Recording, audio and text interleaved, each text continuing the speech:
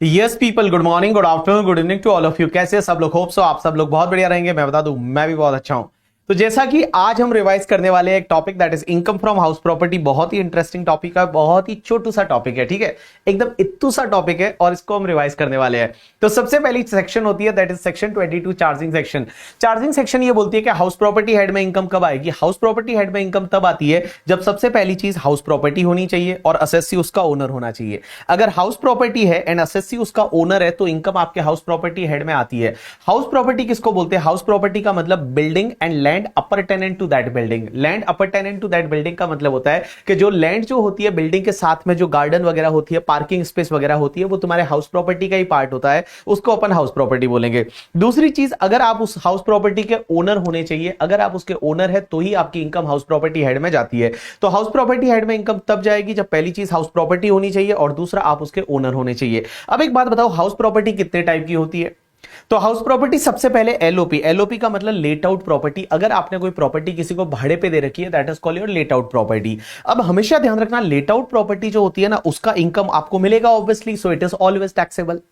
दूसरा होता है self occupied property. Self occupied property का मतलब आप अपने खुद के यूज के लिए कोई प्रॉपर्टी कर रहे हैं, that is called self occupied property, या जिसको हम एसओपी बोलेंगे। तो एसओपी हो सकता है कि आप अपने बिजनेस में यूज कर रहे हैं उसको, या फिर हो सकता है कि लाइक आप उसको जो है रेसिडेंस पर्पस के लिए यूज कर रहे हैं। तो अगर आपका सेल्फ ऑक्यूपाइड प्रॉपर्टी आप अपने बिजनेस या प्रोफेशन में यूज कर रहे हैं तो यहां पे आपको इग्नोर करना है। क्योंकि देखो, अगर कोई ऐसी हाउस प्रॉपर्टी है जिसको आप अपने बिजनेस या प्रोफेशन में यूज कर रहे हैं, उसी बिल्डिंग में आप बिजनेस या प्रोफेशन कर रहे हैं, तो वो कहीं ना कहीं आपको पीजीबीपी हेड की इनकम कमा के दे रहा है। और जब पीजीबीपी हेड की इनकम कमा के दे रहा है तो यहां पे हाउस प्रॉपर्टी हेड में उसको देखने की जरूरत नहीं है, आप इग्नोर करिए।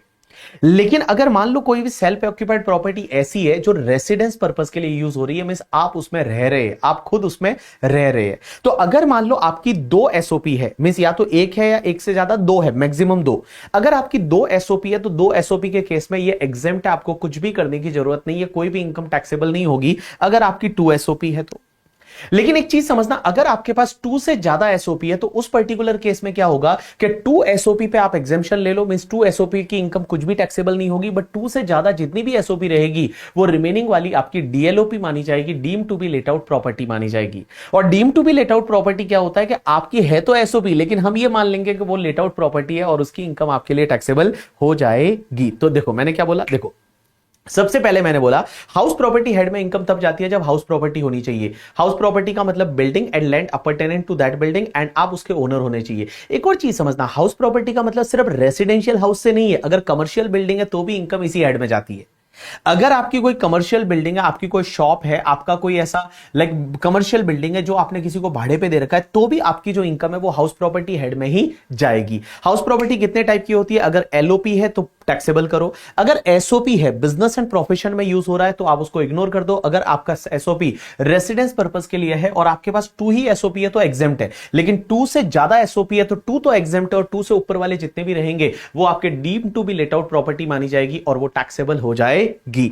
अब एक और चीज समझना, यहां पे एक अमेंडमेंट आया था। अमेंडमेंट ये आया था कि सर, अगर मान लो कोई भी बिल्डर है और बिल्डर के पास में अगर कोई भी हाउस प्रॉपर्टी है और वो हाउस प्रॉपर्टी अगर स्टॉक इन ट्रेड है, अब एक बात बताओ, उसको अगर बेचा तो इनकम कहां जाएगी? पीजीबीपी हेड में। लेकिन अगर उसको भाड़े पे दे दिया तो इनकम कहां जाएगी? हाउस प्रॉपर्टी हेड में।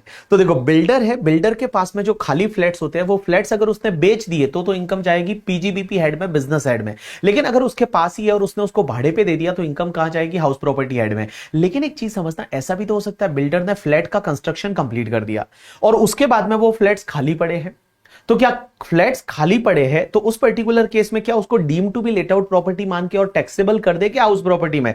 तो इसको लेके लॉ मेकर्स ये बोलते हैं कि जिस ईयर में कंस्ट्रक्शन कंप्लीट हुआ उस ईयर के एंड से लेके 2 इयर्स तक ये माना जाएगा कि भैया उस पे कोई भी टैक्स नहीं लगेगा।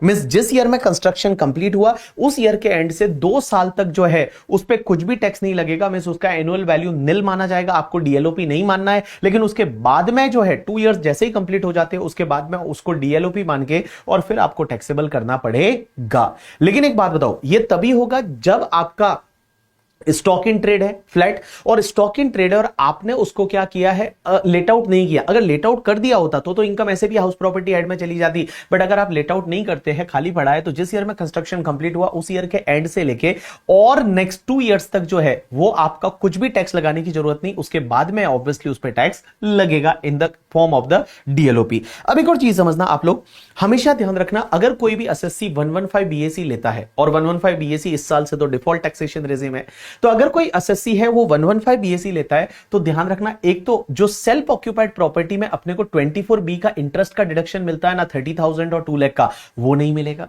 और दूसरी चीज, हाउस प्रॉपर्टी हेड का जो लॉस होता है वो यू नो दैट दूसरे हेड से सेट ऑफ हो सकता है मैक्सिमम 2 लाख, वो हाउस प्रॉपर्टी हेड का लॉस किसी और हेड से सेट ऑफ नहीं होगा। ये 2 बेनिफिट्स है वो आपको सरेंडर करने पड़ेंगे अगर 115 बीएसी डिफॉल्ट टैक्सेशन रेजिम के हिसाब से आप टैक्स पे करते हैं तो। अब आप बताइए हाउस प्रॉपर्टी हेड का इनकम कैसे निकालेंगे? तो हाउस प्रॉपर्टी हेड का इनकम निकालने के लिए देखो, जो सेल्फ ऑक्यूपाइड प्रॉपर्टी होती है ना, सेल्फ ऑक्यूपाइड प्रॉपर्टी जो रेसिडेंस पर्पस के लिए यूज हो रही है, उसमें हर चीज डैश पे डैश आएगी। उसमें सिर्फ एक ही चीज लेस होती है, that is the interest on loan. अगर आपने कोई लोन लिया है और वो लोन का जो इंटरेस्ट है सेल्फ ऑक्यूपाइड प्रॉपर्टी के केस में यहां पे लेस होता है। और गाइस, अगर 115 बीएसी लिया तो ये भी लेस नहीं होगा। 115 बीएसी लिया तो एसओपी की इनकम हमेशा निल आएगी, बट अगर आपने 115 बीएसी नहीं लिया, नॉर्मल प्रोविजन के हिसाब से गए, तो आपकी इनकम या तो निल आएगी या नेगेटिव आएगी। नेगेटिव क्यों आएगी? ड्यू टू द इंटरेस्ट आपकी इनकम नेगेटिव आएगी। लेकिन गाइस, जो लेट आउट प्रॉपर्टी होती है and deem to be let out property होती है, उसमें इनकम निकालने के लिए इन्होंने एक मेथड दे रखा है। क्या हाउस प्रॉपर्टी हेड की इनकम कैसे निकालना? तो हाउस प्रॉपर्टी हेड की इनकम निकालने के लिए लॉ मेकर्स बोलते हैं सबसे पहले ले लीजिए म्युनिसिपल वैल्यू। म्युनिसिपल वैल्यू किसको बोलते हैं? म्युनिसिपल वैल्यू मींस ऐसी वैल्यू उस प्रॉपर्टी की जो कि म्युनिसिपलिटी रिकॉर्ड के हिसाब से होती है। मींस म्युनिसिपलिटी रिकॉर्ड के हिसाब से वो प्रॉपर्टी एक साल में कितना रेंट आपको कमा के दे सकती है, that is called municipal value, या जिसको रेटेबल वैल्यू भी बोलते हैं। तो सबसे पहले ले लीजिए म्युनिसिपल वैल्यू। दूसरा, उसको कंपेयर करिए फेयर रेंट से। नाउ फेयर रेंट किसको बोलते हैं? कि आपके आजू बाजू में जो प्रॉपर्टी है, मींस सेम लोकेलिटी में सिमिलर प्रॉपर्टी है, उसका रेंट कितना चल रहा है, that is called your fair rent. अब फेयर रेंट जो है उसको रीजनेबल लेटिंग वैल्यू भी बोलते हैं। तो आप एक काम करिए, म्युनिसिपल वैल्यू और fair rent whichever is higher है वो ले लीजिए। मींस इन दोनों में से जो विच एवर इज हायर है वो ले लीजिए। एंड गाइस ध्यान रखिए, उसको कंपेयर करेंगे स्टैंडर्ड रेंट से। स्टैंडर्ड रेंट किसको बोलते हैं? कि भैया क्या होता है, बहुत सारे स्टेट में रेंट कंट्रोल एक्ट होता है, और रेंट कंट्रोल एक्ट ये बोलता है कि लीगली आप मैक्सिमम कितना रेंट ले सकते हैं। मींस एक ओनर किसी भी टेनेंट से मैक्सिमम कितना रेंट रिकवर कर सकता है, that is called your standard rent. तो ऑब्वियसली लीगली आप इससे ज्यादा रेंट नहीं ले सकते, that is called your standard rent. तो जो municipal value and fair rent में से जो हायर आया था, उस हायर को कंपेयर करिए स्टैंडर्ड रेंट से, और इसमें से ले लीजिए विच एवर इज लोअर, और जो लोअर आएगा ना, इसको हम बोलेंगे एक्सपेक्टेड रेंट। क्या बोलेंगे? Expected rent. मींस इतना रेंट तो होना चाहिए। अब जो एक्सपेक्टेड रेंट आता है ना, उसको हम कंपेयर करेंगे एक्चुअल रेंट से। किससे कंपेयर करेंगे? एक्चुअल रेंट से। और विच एवर इज हायर है उसको अपन बोलेंगे gross annual value. Whichever is higher आएगा उसको अपन बोलेंगे ग्रॉस एनुअल वैल्यू। और ग्रॉस एनुअल वैल्यू में से आप म्युनिसिपल टैक्सेस जो पे किया वो आप लेस कर दीजिए, और म्युनिसिपल टैक्सेस जो पे करते हैं वो लेस कर देंगे, तो बचेगा NAV, that is net annual value. And guys, net annual value में से 2 चीजें लेस होती है। एक तो आपका standard deduction 30% of the NAV, means NAV का 30% आप स्टैंडर्ड डिडक्शन सीधा ले लीजिए। एंड दूसरा इंटरेस्ट ऑन लोन है वो आप लेस कर दीजिए, जो भी बचेगा वो तुम्हारे हाउस प्रॉपर्टी का इनकम आएगा। अब एक बात बताओ, म्युनिसिपल वैल्यू के बारे में, फेयर रेंट, स्टैंडर्ड रेंट के बारे में मैं आपको बता चुका हूं। अब बात आती है एक्चुअल रेंट की। सर एक्चुअल रेंट किसको बोले? तो एक्चुअल रेंट का मतलब होता है rent received plus rent receivable minus unrealise rent. Means जितना रेंट आपको रिसीव्ड हो गया वो लीजिए, प्लस रिसीवेबल कितना है, रिसीवेबल का मतलब आपको जो मिलना बाकी आउटस्टैंडिंग वो कितना है उसको ऐड करिए, और माइनस कर दीजिए अनरियलाइज रेंट। लेकिन एक चीज समझना, ये जो अनरियलाइज रेंट होता है ना, ये माइनस तभी होता है, अनरियलाइज रेंट है वो माइनस तभी होगा जब आपकी 4 कंडीशन सेटिस्फाइड होनी चाहिए अनरियलाइज रेंट की। मींस अनरियलाइज रेंट लेस तभी होता है जब आपकी 4 कंडीशन सेटिस्फाइड होनी चाहिए। 4 कंडीशन क्या क्या है? सबसे पहली कंडीशन कि आपकी जो टेनेंसी है वो बोनाफाइड है। टेनेंसी बोनाफाइड का मतलब टेनेंसी आपकी जेन्युइन टेनेंसी है, अग्रीमेंट वगैरह है। दूसरा, वो टेनेंट जिसने आपका पैसा खाया, अनरियलाइज रेंट का मतलब होता है बैड डेट्स ऑफ रेंट, जिसने आपका पैसा खाया उसको आपने घर से बाहर भगा दिया हो। तीसरा, वो टेनेंट आपका कोई दूसरा घर ऑक्यूपाइड करके नहीं बैठा हो। ऐसा नहीं होना चाहिए कि आपने इस घर से तो बाहर निकाल दिया और उसको किसी दूसरे घर में रखा है और वो दूसरा घर आपका ऑक्यूपाइड करके बैठा है, ऐसा नहीं होना चाहिए। एंड चौथी कंडीशन ये है कि आपने रीजनेबल स्टेप लिए है for recovery of the unrealise rent. अगर ये चारों कंडीशन सेटिस्फाइड होती है तो अनरियलाइज रेंट आपका लेस हो जाएगा while computing the actual rent. तो एक्चुअल रेंट निकालते टाइम आपको क्या करना है, rent received plus rent receivable minus unrealise rent. But ये अनरियलाइज रेंट लेस तभी होगा जब चार कंडीशन आप रूल 4 की सेटिस्फाइड करते हो। टेनेंसी बोनाफाइड होनी चाहिए, उसको आपने बाहर भगा दिया है, वो दूसरा घर आपका ऑक्यूपाई नहीं कर रहा है, और आपने रीजनेबल स्टेप लिए है for recovery of the unrealise rent. अब एक बात समझना, जब अपन जीएबी निकाल देते हैं ग्रॉस एनुअल वैल्यू, उसमें से लेस करते हैं म्युनिसिपल टैक्सेस पेड। अब म्युनिसिपल टैक्सेस क्या होता है? म्युनिसिपल टैक्सेस में ऐसे टैक्सेस जो म्युनिसिपलिटी या लोकल अथॉरिटी या ग्राम पंचायत या कंटोनमेंट बोर्ड आपसे लेता है, taxes, that is called municipal taxes. इसको बहुत बार लोकल टैक्सेस भी बोलते हैं, हाउस टैक्सेस भी बोलते हैं, प्रॉपर्टी टैक्सेस भी बोलते हैं, सिवरेजेस टैक्स भी बोलते हैं। तो किसी भी टाइप का टैक्सेस अगर बोला हुआ है जो म्युनिसिपलिटी लोकल अथॉरिटी ले रही है, that is called municipal taxes. एक चीज समझना, ये म्युनिसिपल टैक्सेस है ना, ये अलाउ होता है बट ये पेमेंट बेसिस पे होता है। मींस जैसे फॉर एन एग्जांपल, इस साल का म्युनिसिपल टैक्सेस आपका 20,000 था, बट उसमें से आपने ओनली 10,000 पे किया, तो आपको 10,000 ही अलाउ हो जाएगा। इसका मतलब यह हुआ कि municipal taxes is allowed on payment basis. इसका मतलब पे किया तो अलाउ होगा, नहीं किया तो नहीं होगा, जब करोगे तब होगा। तो पे किया तो अलाउ होगा, नहीं किया तो नहीं होगा, जब करोगे तब होगा। आपने मान लो 5 साल का म्युनिसिपल टैक्स एक ही साथ इस साल में पे कर दिया, तो क्या पूरा इस साल में अलाउ हो जाएगा? बिल्कुल यस, इस साल में पूरा अलाउ हो जाएगा। एक और चीज समझना, म्युनिसिपल टैक्सेस है ना, वो सिर्फ ओनर ने पे किया ना तो ही अलाउ होगा। अगर टेनेंट ने पे किया तो अलाउ नहीं होगा। Means municipal taxes is allowed only if it is paid by the owner. If it is paid by the tenant then it is not allowed. Owner ने पे किया तो ही अलाउ होगा, tenant ने pay किया तो allow नहीं होगा। और बहुत बार म्युनिसिपल टैक्सेस है ना, वो आपको परसेंटेज फॉर्म में दे रखा होता है। जैसे म्युनिसिपल टैक्सेस है वो 10% है, तो 10% किसका लोगे? म्युनिसिपल वैल्यू का लोगे। किसका लोगे? म्युनिसिपल वैल्यू का लोगे। उसके बाद नेक्स्ट पॉइंट आता है इंटरेस्ट ऑन लोन। गाइस यहां पे देखो, जब आप सेक्शन 24 में यहां पे इंटरेस्ट ऑन लोन का डिडक्शन लेते हो 24B में, अब यहां पे जो इंटरेस्ट ऑन लोन का डिडक्शन लेते हो, ये इंटरेस्ट ऑन लोन का डिडक्शन मिलेगा अगर आपने लोन लिया था हाउस प्रॉपर्टी पर्पस के लिए। हाउस प्रॉपर्टी पर्पस का मतलब हाउस प्रॉपर्टी या तो परचेज करने के लिए, या कंस्ट्रक्ट करने के लिए, या फिर रिपेयर करने के लिए, या रेनोवेशन के लिए आपने लोन लिया था, तो उसका इंटरेस्ट आपको यहां पे अलाउ हो जाएगा। एक और चीज समझना, लोन किससे लेना है? क्या सिर्फ बैंक से लेना है? ना बाबा ना, आप लोन किसी से भी ले सकते हो। Loan can be taken from the bank, financial institution, friends, family, relative, किसी से भी लोन लोगे तो चलेगा, कोई फर्क नहीं पड़ता। एक और चीज समझना, लेकिन वो हाउस प्रॉपर्टी के लिए जो लोन लोगे ना, उसका इंटरेस्ट ड्यू बेसिस पे अलाउ होगा।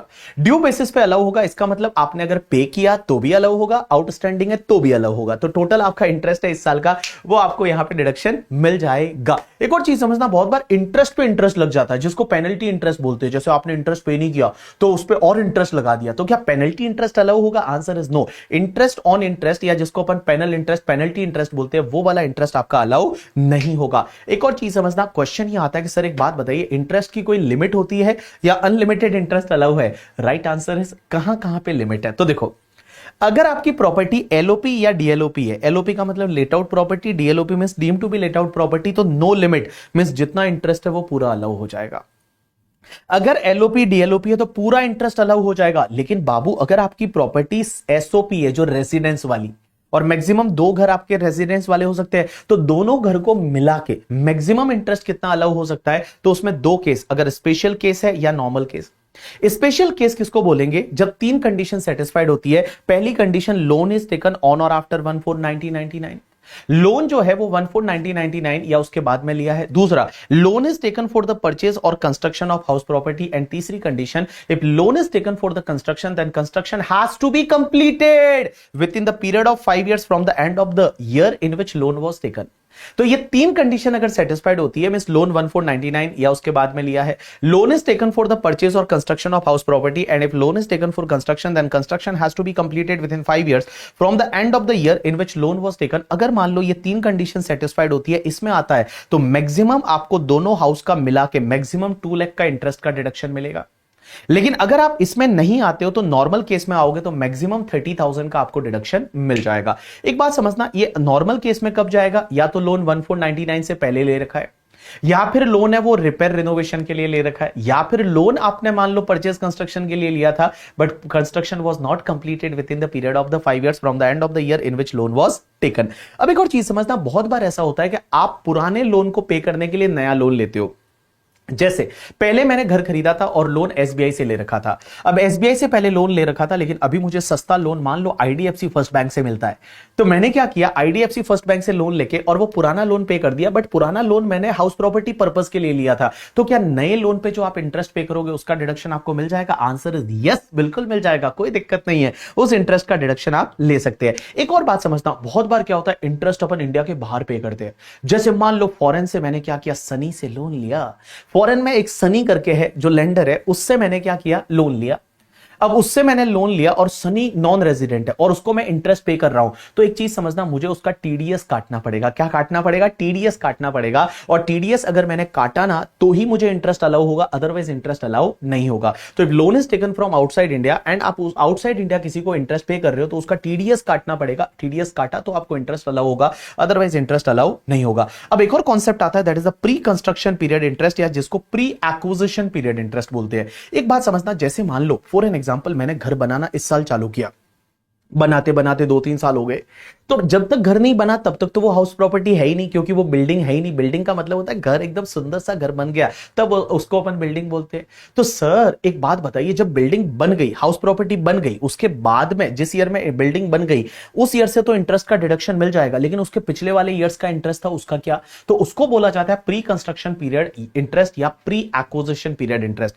तो आप ये समझिए, जिस ईयर में कंस्ट्रक्शन कंप्लीट हुआ, आप मैं ईयर बोल रहा हूं बाबू, मैं वापस बोल रहा हूं, डेट नहीं बोल रहा हूं, जिस ईयर में कंस्ट्रक्शन कंप्लीट हुआ उस ईयर को छोड़ के पिछले वाले ईयर्स का जो भी इंटरेस्ट रहेगा, that interest is called your pre construction period interest. वापस बोल रहा हूं, जिस ईयर में कंस्ट्रक्शन कंप्लीट हुआ उस ईयर को छोड़ दीजिए, उसके पिछले वाले जितने भी ईयर्स का इंटरेस्ट है, मींस जिस ईयर में कंस्ट्रक्शन कंप्लीट हुआ उस ईयर को छोड़ दीजिए, उसके पिछले वाले जितने भी ईयर्स का इंटरेस्ट है, that is called your pre construction period interest. And pre construction period interest है वो एक साथ में अलाउ नहीं होता, that is allowed in the 5 equal instalment from the year in which construction is completed. तो जिस ईयर में कंस्ट्रक्शन कंप्लीट हुआ उस ईयर से वो 5 इक्वल इंस्टॉलमेंट में अलाउ हो जाएगा। Same concept pre acquisition period interest के बारे में भी होता है कि जिस ईयर में आप प्रॉपर्टी एक्वायर करते हो उसके पिछले वाले ईयर्स का जो इंटरेस्ट रहेगा, that is pre acquisition period interest, और वो भी आपको 5 इक्वल इंस्टॉलमेंट में अलाउ हो जाता है जिस ईयर में आप प्रॉपर्टी एक्वायर करते हो। यहां पे मैंने एग्जांपल दे रखे, आप देखोगे तो आपको समझ में आ जाएगा। अब एक और कॉन्सेप्ट आता है, that is the arrears of rent. Arrears of rent क्या होता है? बहुत बार रेंट को लेकर डिस्प्यूट हो जाता है। जैसे मान लो कोविड में क्या हुआ, मैंने कोई प्रॉपर्टी किसी को भाड़े पे दे रखी थी और वो बंदे ने भाड़ा दिया ही नहीं, हमारे दोनों के बीच में डिस्प्यूट हो गया, that is called arrears of rent. Arrears of rent है। अब एक बात समझना, अगर मान लो इन फ्यूचर में अनरियलाइज रेंट की या अरियर्स ऑफ रेंट की रिकवरी हो जाती है, अनरियलाइज रेंट तो क्या था, वो bad debts of the rent, arrears of rent क्या, डिस्प्यूटेबल रेंट। तो यहां पे अगर मान लो आपकी रिकवरी हो जाती है तो क्या वो रिकवरी टैक्सेबल होगी? Answer is yes. अगर आपको अनरियलाइज रेंट या अरियर्स ऑफ रेंट की रिकवरी होती है तो it will be taxable in the year in which recovery took place. मतलब जिस ईयर में रिकवर होता है उस ईयर में टैक्सेबल होगा। लेकिन सर एक बात बताओ, उस ईयर में तो हमारे वो पास वो प्रॉपर्टी है ही नहीं, हमने तो वो हाउस प्रॉपर्टी बेच दी थी, तो भी क्या टैक्सेबल होगा? आंसर इज यस, तो भी टैक्सेबल होगा। तो जो आपका रिकवर हुआ अरियर्स ऑफ रेंट या अनरियलाइज रेंट जिस ईयर में मिलेगा उस ईयर में टैक्सेबल होगा, भले आपके पास वो हाउस प्रॉपर्टी है या नहीं, उससे कोई मतलब नहीं। एक और चीज समझना, जब रिकवरी होगी तो टैक्सेबल कितना होगा? 70% टैक्सेबल होगा। मींस जितना आपका रिकवर अमाउंट है उसका 70% टैक्सेबल होगा, मींस 30% का आपको स्टैंडर्ड डिडक्शन मिल जाएगा। अब एक और चीज समझना, हाउस प्रॉपर्टी हेड में आपको म्युनिसिपल टैक्सेस का डिडक्शन मिलता है, उसके साथ इंटरेस्ट ऑन लोन का डिडक्शन मिलता है और एक 30% स्टैंडर्ड डिडक्शन मिलता है, उसके अलावा और कोई डिडक्शन नहीं मिलता। तो जो भी तुम्हारे रिपेयर एंड मेंटेनेंस का खर्चा है, सोसाइटी चार्जेस है, पार्किंग चार्जेस है, इंश्योरेंस चार्जेस है, electricity and water supply charges है, लिफ्ट चार्जेस वगैरह, उसका कोई डिडक्शन नहीं मिलेगा क्योंकि 30% आपको स्टैंडर्ड डिडक्शन दे रखा है एनएवी पे। अब एक बात समझना, एक कॉन्सेप्ट आता है वैकेंसी। अब ये वैकेंसी क्या है समझते हैं, कोशिश करना। नॉर्मली हम लोग क्या करते हैं पता है कि जो भी तुम्हारा expected rent and actual rent whichever is higher होता है उसको हम जीएवी मान लेते हैं। मींस नॉर्मली क्या करते हैं कि गाइस जो एक्सपेक्टेड रेंट और actual rent whichever is higher है उसको गाव मानते हैं, जीएवी ग्रॉस एनुअल वैल्यू। लेकिन गाइस ध्यान रखना, अगर कोई भी वैकेंसी है तो वैकेंसी के केस में ये हायर वाला फंडा नहीं चलेगा। वैकेंसी के केस में यह हायर वाला फंडा नहीं चलेगा। वैकेंसी का मतलब यह है कि आप घर को भाड़े पे देना चाहते हैं बट कोई लेने वाला है नहीं, घर खाली पड़ा है। मींस वहां ताला लगा हुआ है, ताला लगा हुआ है, आपने खुद ने ऑक्यूपाइड किया हुआ है तो वो वैकेंसी नहीं है बाबू।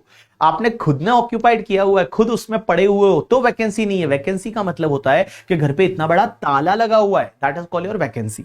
तो अगर वैकेंसी होता है तो क्या करने का, तो गाइस लॉ मेकर्स क्या बोलते हैं कि अगर मान लो किसी घर में वैकेंसी है, 2 महीने 3 महीने 1 महीने 4 महीने के लिए वैकेंसी है, तो क्या होगा।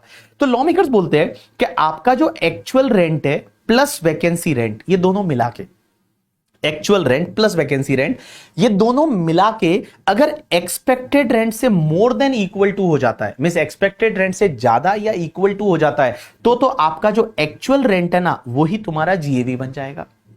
मींस जो आपको एक्चुअल रेंट मिला प्लस वैकेंसी, मतलब वैकेंट ना होता तो कितना पैसा मिलता, that is called vacancy rent. तो actual rent plus vacancy rent ये दोनों मिला के अगर एक्सपेक्टेड रेंट से मोर देन इक्वल टू है तो एक्चुअल रेंट तुम्हारा जीएवी बन जाएगा।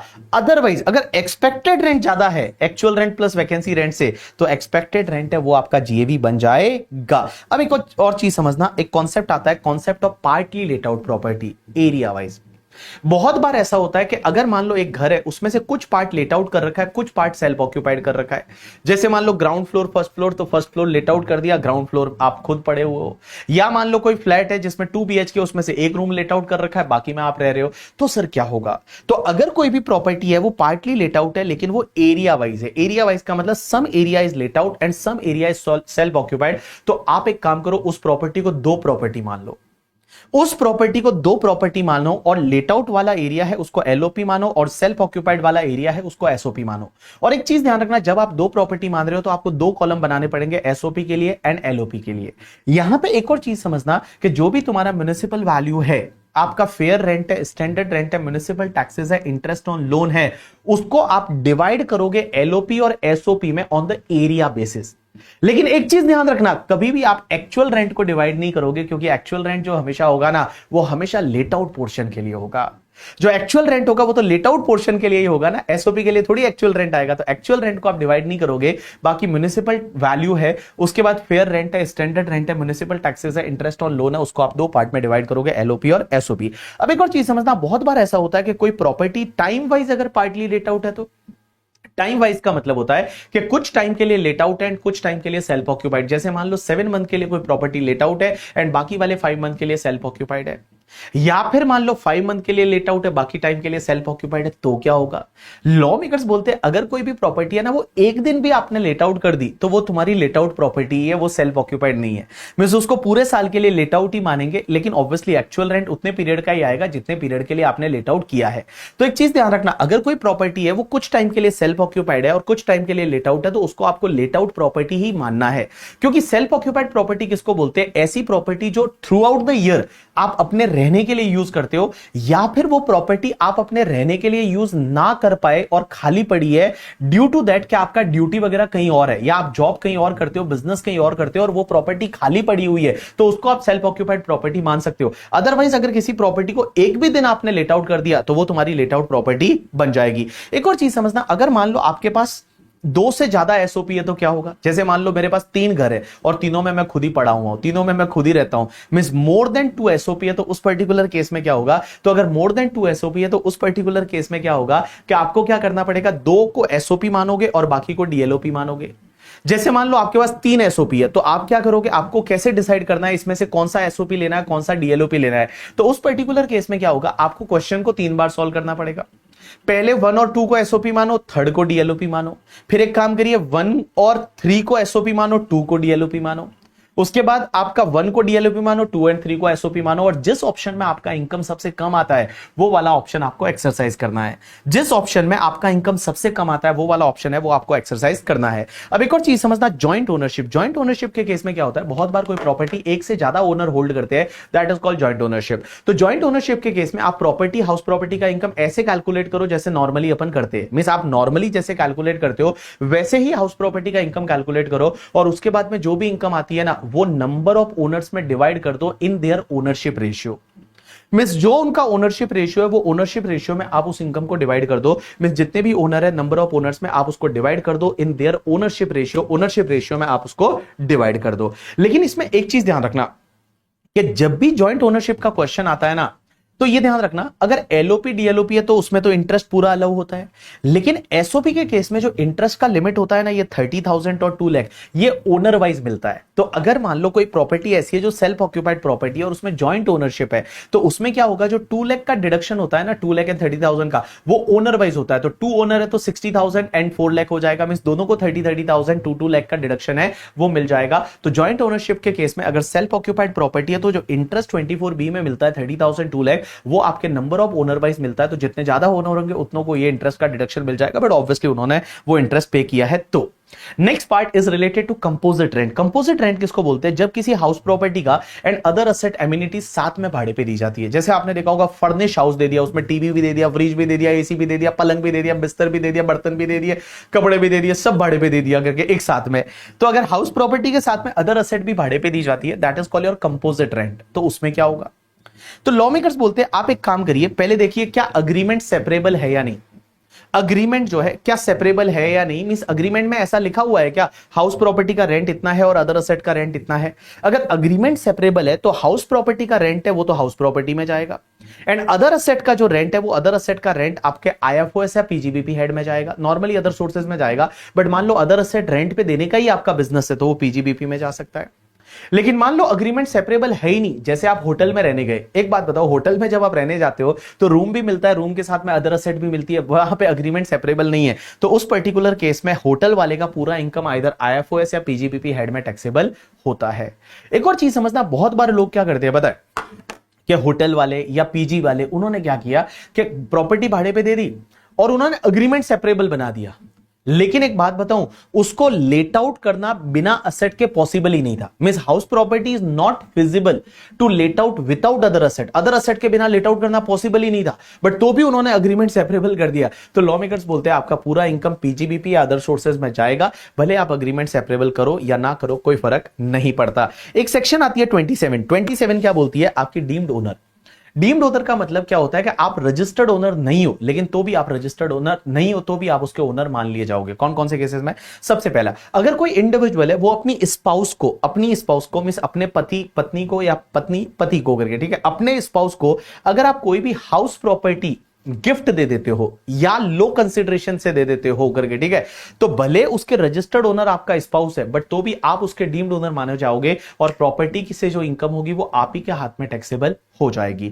लेकिन इसका एक एक्सेप्शन है कि अगर मान लो आप ट्रांसफर करते हो in the agreement of leave apart. Agreement of leave apart का मतलब क्या होता है कि भाई आपका डाइवोर्स नहीं हुआ, लेकिन आपकी बीवी अलग रहती है, आप अलग रहते हो और आपने कोई हाउस प्रॉपर्टी गिफ्ट कर दी, तो फिर आप डीम्ड ओनर नहीं माने जाओगे। एक और चीज समझना, आप अगर अपने माइनर चाइल्ड को कोई हाउस प्रॉपर्टी गिफ्ट कर देते हो या लो कंसिडरेशन से दे देते हो, तो माइनर चाइल्ड के केस में आप जो है वो उसके डीम्ड ओनर माने जाओगे। लेकिन इसका एक एक्सेप्शन है, minor married daughter. Minor married daughter means Balika Vadhu को अगर आपने कोई भी हाउस प्रॉपर्टी गिफ्ट कर दी, तो उस पर्टिकुलर केस में वो बालिका वधू है वही उसकी ओनर मानी जाएगी, आप उसके ओनर नहीं माने जाओगे। अब एक और चीज समझना, जो कोऑपरेटिव सोसाइटीज रहती है, तो कोऑपरेटिव सोसाइटीज के केस में क्या होता है कि लाइक बहुत बार पूरी बिल्डिंग की जो ओनर होती है वो तो कोऑपरेटिव सोसाइटी होती है, जैसे गोकुलधाम सोसाइटी, बट जो इसमें जो लोग हैं जैसे जेठालाल है करके, ठीक है, जेठालाल है, उसके बाद अय्यर है, उसके बाद तारक है, ये लोग क्या होते हैं, उस सोसाइटी के शेयर होल्डर होते हैं। तो ये शेयर होल्डर को हम उस फ्लैट का डीम्ड ओनर मानेंगे। क्या मानेंगे, डीम्ड ओनर मानेंगे। और एक होता है होल्डर ऑफ इम्पार्शियबल असेट स्टेट। ये इम्पार्शियबल स्टेट क्या होता है कि बहुत बार अगर ऐसी कोई प्रॉपर्टी है जिसका पार्टीशन पॉसिबल नहीं है, तो जो उसका मेन होल्डर रहेगा ना, वो उसका डीम्ड ओनर माना जाएगा और उसके हाथ में इनकम टैक्सेबल हो जाएगी। बाकी वाला जो ये अमेंडमेंट है, ये मैं ऑलरेडी आपको बता चुका हूं कि 2 एसओपी का आप बेनिफिट ले सकते हो। और एसओपी किसको बोलते हैं, या तो आप थ्रू आउट द ईयर अपने रेजिडेंस पर्पस के लिए यूज करते हो, या फिर आप उसमें रह नहीं पाते हो ड्यू टू आपका जॉब कहीं पे और है, बिजनेस कहीं और है, प्रोफेशन कहीं और है, और उसकी वजह से रह नहीं पाते और वो पूरा खाली पड़ा है और वो किसी और प्लेस पे है, तो उस पर्टिकुलर केस में उसको आप एसओपी मान सकते हो। So this is the topic house property. ये तुम्हारा हाउस प्रॉपर्टी का टॉपिक है, बड़ा ही सिंपल सा इत्तू सा टॉपिक था, आपको मजा आया होगा रिवाइज करने के बाद। सो गाइस, अब जो है वो आपने रिवाइज कर लिया इस टॉपिक को। अब आपको क्या करना है, इस टॉपिक के जितने भी क्वेश्चंस है वो क्वेश्चंस को जाके भिड़ना है और क्वेश्चन करने हैं, तब आपका काम बनेगा। बाबू आपको पढ़ना तो पड़ेगा करके, ठीक है। सर आप बाबू क्यों बोलते हो, क्योंकि मुझे पता है आपकी लाइफ में और कोई होगा नहीं बाबू बोलने वाला, सोना बोलने वाला, तो मैंने सोचा मैं ही आपको बाबू बोल दूं करके, ठीक है। तो बाबू, पहली चीज तो यह है कि देखो आपकी उम्र ऐसी है जहां ये बाबू सोना वाला टाइम है नहीं।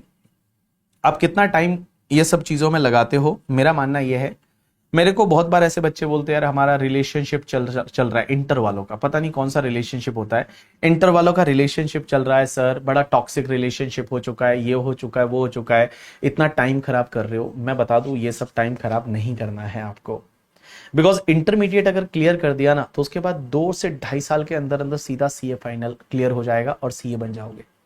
और इंटर क्लियर नहीं किया ना तो सीए में एंट्री भी नहीं हुई। आप सोच रहे हो फाउंडेशन से एंट्री हो जाती है, ना बाबू ना, वो सब गलत है। एंट्री होती है जब आप इंटरमीडिएट क्लियर कर लेते हो, क्योंकि फाइनल क्लियर हो जाता है। फाइनल क्यों क्लियर हो जाता है आराम से? क्योंकि 2 साल का टाइम है आपके पास में, 6 ही सब्जेक्ट है आपके पास में, बाकी तो सेल्फ पेस मॉड्यूल में कुछ डाले हुए, तो 6 ही सब्जेक्ट है।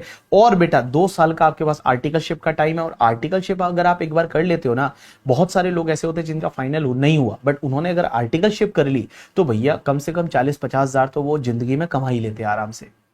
तो आप ये समझिए कि इंटरमीडिएट क्लियर करोगे ना तब आपकी सीए में एंट्री है, और वो एंट्री अगर पाना है ना तो इंटरमीडिएट क्लियर करना पड़ेगा। और मैं बता दूं, देखो पहला अटेम्प्ट दूसरा अटेम्प्ट जो होता है वो गोल्डन अटेम्प्ट होता है लाइफ में, उसके बाद के अटेम्प्ट जो है तो दिक्कत है, ठीक है। तो भैया अगर आपका पहला अटेम्प्ट है दूसरा अटेम्प्ट है, फटाफट इसमें क्लियर करके और आगे बढ़िए। बिकॉज क्या होता है ना, जब यहां तक आप आ ही चुके हो तो देन गिव योर 100% यार, ठीक है। बाकी सब चीजें जो है वो हो जाएगी, शादी किससे होगी, क्या होगी, लड़का अच्छा मिलेगा, लड़की अच्छी मिलेगी, वो डोंट वरी, सब अच्छा मिलने वाला है। आपने अगर अच्छे से पढ़ाई कर ली, सीए बन गए, तो अच्छे से अच्छा लड़का मिलेगा, अच्छे से अच्छे लड़की मिलेगी। और अगर नहीं बने तो जो आपको जो जिस पे क्रश है, जिससे आप बात करते हो, वो भी छोड़ के चली जाएगी, मैं बता दूं करके, ठीक है। ये टेम्पररी है सब, लाइफ में चेंज इज परमानेंट, बाकी सब चीजें टेम्पररी है। और चेंज तभी हो गई अपनी लाइफ में जब आप फटाफट सीए बनोगे। So guys thanks a lot people, आज के लिए इतना बहुत है। अब मिलते हैं अगले रिवीजन लेक्चर में जिसमें हम रिवाइज करेंगे आई थिंक पीजीबीपी, यस।